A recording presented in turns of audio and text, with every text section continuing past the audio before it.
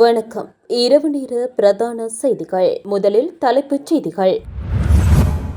தமிழக தேர்தலில் வரலாற்று சாதனை. 15 ஆண்டுகளுக்கு பிறகு நடந்த மிகப்பெரிய மாற்றம். தமிழகத்தில் வாக்குப்பதிவு நிறைவு. கருத்து கணிப்பு முடிவுகள் மீது திருப்பிய கவனம். விஜய் ஒரு வழிமறிப்பாளர் மட்டுமே, கூட்டம் வாக்குகளாக மாறுமா? சர்வதேச ஊடகங்களில் முக்கிய செய்தியாக தமிழக தேர்தல். தமிழ்நாடு வெல்லும், தனது வாக்கை செலுத்திய பின் முதல்வர் ஸ்டாலின் தெரிவிப்பு. நீலாங்கரையில் தள்ளுமுள்ளுக்கு இடையே வாக்கு செலுத்தினார் தவேக தலைவர் விஜய். 100% நம்பிக்கையோடு உள்ளேன், சேலத்தில் வாக்களித்த இபிஎஸ் பேட்டி. தொடர்வென விரிவான செய்திகள். தமிழ்நாட்டின் 234 சட்டப்பேரவை தொகுதியிலும் வாக்குப்பதிவு நிறைவு பெற்றுள்ளது. இந்த நிலையில் ஒட்டுமொத்த வாக்குப்பதிவு 84% கடந்துள்ளதாக தேர்தல் ஆணையம் உத்தியோகபூர்வமாக அறிவித்துள்ளது. வாக்குப்பதிவு நிறைவடைந்த நிலையில் மின்னணு வாக்கு இயந்திரங்கள் சீல் வைக்கப்பட்டுள்ளதாக தெரிவிக்கப்படுகின்றது. இருப்பினும் சில வாக்குச்சாவடிகளில் டோக்கன் வழங்கப்பட்டு இன்னும் வாக்குப்பதிவு தொடர்வதாக இந்திய ஊடகங்களில் செய்திகள் வெளியாகியுள்ளன. தமிழ்நாட்டின் 38 மாவட்டங்களில் 30 மாவட்டங்களில் 80%க்கும் அதிகமான வாக்குகள் பதிவாகியுள்ளன. 8 மாவட்டங்களை தவிர மீதமுள்ள 30 மாவட்டங்களிலும் 80%க்கும் அதிகமான வாக்குகள் பதிவாகியுள்ளன. மாநிலத்தின் மற்ற பகுதிகளை விட மேற்கு மாவட்டங்களில் அதிக வாக்குகள் பதிவாகியுள்ளதாக தகவல்கள் வெளியாகியுள்ளன. இந்நிலையில் கரூர் மாவட்டத்தில் அதிகபட்சமாக 89% வாக்குகள் பதிவாகியுள்ளன. சென்னை மாவட்டத்தில் உள்ள 16 தொகுதிகளில் 12 தொகுதிகளில் 80%க்கும் அதிகமான வாக்குகள் பதிவாகியுள்ளன. தமிழ்நாட்டு வரலாற்றில் இத்தகைய மாற்றம் ஏற்பட்டுள்ளமை சர்வதேச ரீதியில் கவனத்தை ஈர்த்துள்ளமை குறிப்பிடத்தக்கது. பல்வேறு மாநிலங்களில் நடைபெற்று வரும் பல கட்ட சட்டமன்ற தேர்தல்களின் ஒரு பகுதியாக தமிழ்நாட்டில் முக்கிய பகுதிகளில் வாக்குப்பதிவுகள் நிறைவடைந்துள்ளன. தற்போது மாநிலத்தில் வாக்குப்பதிவு முடிவடைந்துள்ள நிலையில் தேர்தலுக்கு பிந்தைய கருத்து கணிப்பு முடிவுகள் வெளியீட்டின் மீது கவனம் திரும்பியுள்ளது. இந்திய தேர்தல் ஆணையத்தின் வழிகாட்டுதல்களின்படி நாடு முழுவதும் அனைத்து கட்ட வாக்குப்பதிவுகளும் நிறைவடையும் வரை தேர்தலுக்கு பிந்தைய கருத்து கணிப்பு தரவுகளை வெளியிடவோ அல்லது ஒளிபரப்பவோ முடியாது. வாக்குப்பதிவு இன்னும் நடைபெற்று வரும் மாநிலங்களில் ஆரம்பகட்ட கணிப்புகள் வாக்காளர்களின் நடத்தையில் செல்வாக்கு செலுத்தாமல் இருப்பதை உறுதி செய்வதே இந்த கட்டுப்பாட்டின் நோக்கமாகும். தமிழகத்தில் வாக்குப்பதிவு முடிவடைந்த நிலையில் மேற்கு வங்கத்தில் 2ஆம் கட்ட வாக்குப்பதிவு இன்னும் நடைபெறவில்லை. 4 மாநிலங்கள் மற்றும் புதுச்சேரி பிரதேசத்தில் நடைபெற்று வரும் சட்டமன்ற தேர்தல்களின் போது தேர்தலுக்கு பிந்தைய கருத்து கணிப்புகளை நடத்துவதற்கும் வெளியிடுவதற்கும் இந்திய தேர்தல் ஆணையம் கடுமையான தடை விதித்துள்ளது. ஆணையின்படி நாடு தழுவிய இறுதிக்கட்ட வாக்குப்பதிவு முடிவடைந்த பின்னரே பங்கேற்கும் அனைத்து மாநிலங்களுக்குமான தேர்தலுக்கு பிந்தைய கருத்து கணிப்புகள் வெளியிடப்படும். தமிழக தேர்தலில் மற்றொரு திரை நட்சத்திரத்தால் மாற்றத்தை ஏற்படுத்த முடியுமா என்ற கேள்வி சர்வதேச ரீதியில் எழுந்துள்ளது. தமிழகத்தின் முக்கிய அரசியல் களத்தில் தற்போது நிலவும் மும்முனை போட்டியில் நடிகர் ஜோசப் விஜய் ஒரு டிஸ்டர்ப்டர் ஆக மட்டுமே இருக்க முடியும் என்று அரசியல் வல்லுநர்கள் கருதுவதாக முன்னணி சர்வதேச ஊடகம் ஒன்று தெரிவித்துள்ளது. தமிழகம் மனித மேம்பாட்டு குறியீடுகளில் சிறந்து விளங்கினாலும் திரை நட்சத்திரங்களை தலைவர்களாக தேர்ந்தெடுக்கும் நீண்ட வரலாற்றை கொண்டுள்ளது. 234 தொகுதிகளுக்கான இந்த சட்டமன்ற தேர்தலில் விஜயின் வருகை பாரம்பரிய இருமுனை போட்டியை மும்முனை போட்டியாக மாற்றியுள்ளதாக சர்வதேச அரசியல் ஆய்வாளர்கள் தெரிவிக்கின்றனர்.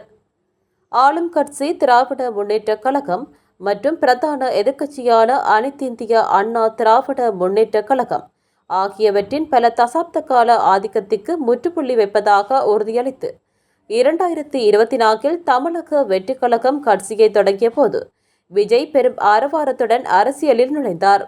தற்போதைய முதலமைச்சர் மு.க. ஸ்டாலின் திமுக மற்றும் அதன் 14 கட்சிகளை கொண்ட மதச்சார்பற்ற முற்போக்கு கூட்டணிக்கு தலைமை தாங்குகிறார். இதில் இந்திய தேசிய காங்கிரஸ் ஒரு சிறிய பங்காளியாக உள்ளது. மறுபுறம் அதிமுகவை சேர்ந்த எதிர்க்கட்சித் தலைவர் எடப்பாடி கே. பழனிசாமி பிரதமர் நரேந்திர மோடியின் பாரதிய ஜனதா கட்சியையும் உள்ளடக்கிய 10 கட்சிகளை கொண்ட தேசிய ஜனநாயக கூட்டணிக்கு தலைமை தாங்குகிறார். இவ்வாறிருக்கையில் தற்போது தமிழக அரசியலில் 2 முக்கிய திராவிட கூட்டணிகள் உள்ளன. திமுக கூட்டணி முதல்வர் மு.க.ஸ்டாலின் தலைமையில் காங்கிரஸ் உள்ளிட்ட 14 கட்சிகள் உள்ளன.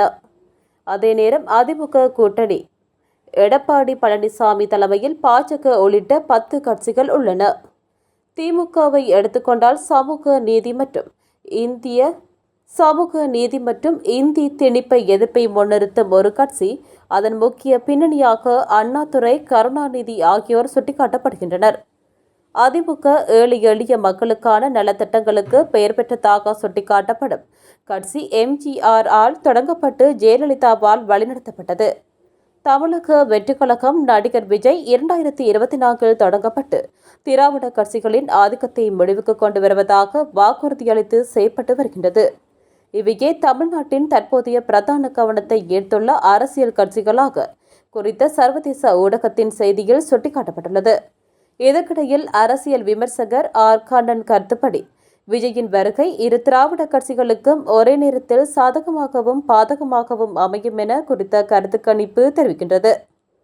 திமுகவுக்கும் தலித் மற்றும் சிறுபான்மையினரின் வாக்குகள் விஜய்க்கு சென்றால் அது திமுகவுக்கு பாதிப்பு ஏற்படலாம் என அவர் குறிப்பிடுகின்றார்.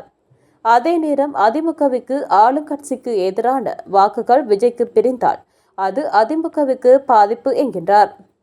அத்துடன் விஜய் தனது ரசிகர் மன்றங்களை அடிப்படையாக கொண்டு அரசியலில் இறங்கியுள்ளார். இருப்பினும் தவிக மீது சில விமர்சனங்கள் முன்வைக்கப்படுகின்ற நிலையில் தெளிவான கொள்கையின்மை, விஜயிடம் பலவான அரசியல் சித்தாந்தம் இல்லை என்று ஆய்வாளர்கள் கூறியதாக அந்த செய்தி தெரிவிக்கின்றது.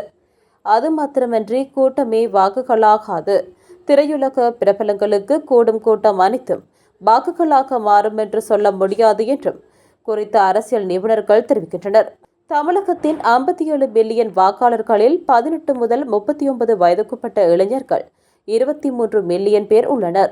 இவர்களையும் பெண்களையும் தான் விஜய் பெரிதும் நம்பியுள்ளார். முன்னாள் முதல்வர் கருணாநிதி, எம்ஜிஆர், ஜெயலலிதா போன்றவர்கள் திரைத்துறையில் இருந்து வந்தாலும் அவர்கள் வலுவான சித்தாந்தங்களை கொண்டிருந்தனர். அதே பாதையில் விஜய் வெற்றி பெறுவாரா என்பது தேர்தல் முடிவில்தான் தெரியும் எனவும் சர்வதேச அரசியல் நிபுணர்கள் தெரிவிக்கின்றனர். வாக்காளர்கள் அனைவரும் வாக்குச்சாவடிக்கு சென்று தங்களுடைய ஜனநாயக கடமையை ஆற்ற வேண்டும். 100% நம்பிக்கையோடு உள்ளேன். இவ்வாறு அதிமுக பொதுச் செயலாளர் பழனிசாமி தெரிவித்துள்ளார். தமிழக சட்டப்பேரவை தேர்தலையொட்டி அதிமுக பொதுச் செயலாளர் எடப்பாடி பழனிசாமி தமிழகம் முழுவதும் சூறாவளி பிரசாரம் மேற்கொண்டார்.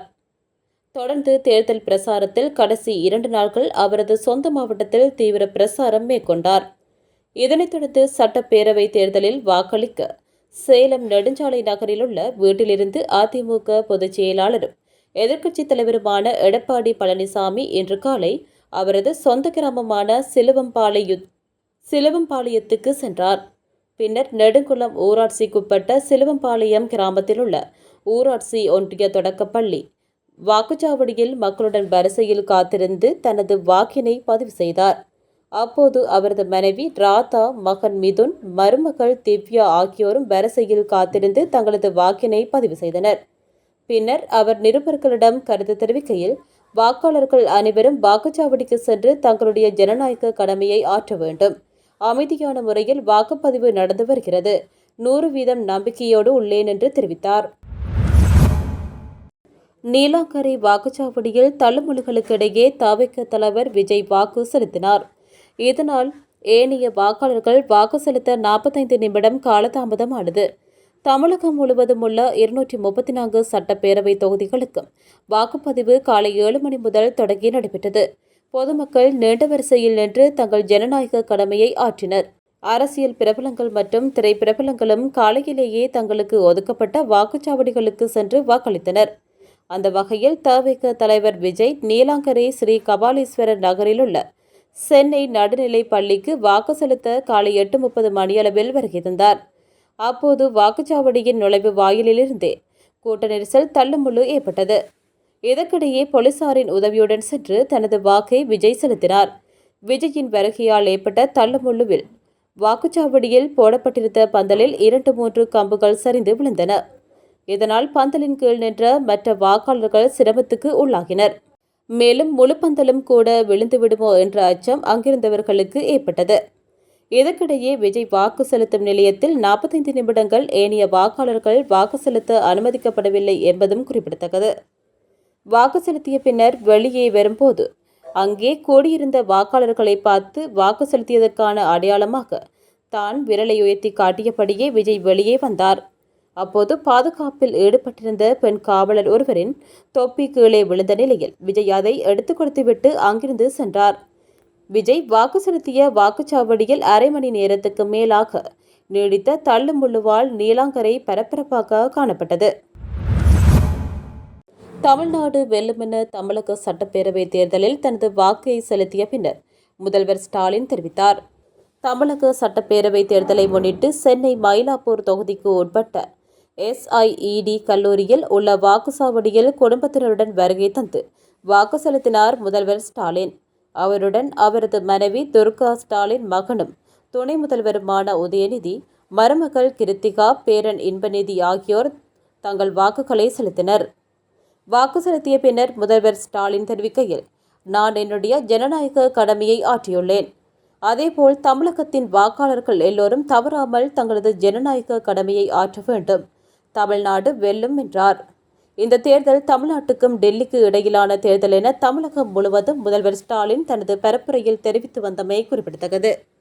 முதல்வர் ஸ்டாலின் வெளியிட்டுள்ள எக்ஸ் பதிவில், தமிழ்நாட்டின் வளர்ச்சிக்கு தவறாது வாக்களியுங்கள்.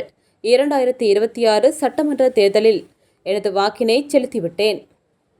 தமிழ்நாட்டு வாக்காளர் பெருமக்கள் அனைவரும் தவறாமல் தங்கள் ஜனநாயக கடமையை ஆற்றிடுங்கள். இன்று நீங்கள் அளிக்கப் போவது வாக்கல்ல, தமிழ்நாட்டை காக்க நீங்கள் ஏந்தும் கேடயம். உங்கள் வாக்குத்தான் தமிழ்நாட்டிலுள்ள ஒவ்வொருவரின் எதிர்காலத்தையும் தீர்மானிக்கும். ஜனநாயகம், மதச்சார்பின்மை, மாநில உரிமைகள், சமத்துவம், சமூக நீதி ஆகிய அரசியலமைப்பின் உயர்ந்த விழுமியங்களை பாதுகாக்கும் வகையில் உங்களின் வாக்கு அமையட்டும். தமிழ்நாடு வாக்களிக்கும், தமிழ்நாடு வெல்லும், வெல்வோம் ஒன்றாக என்று குறிப்பிட்டுள்ளார்.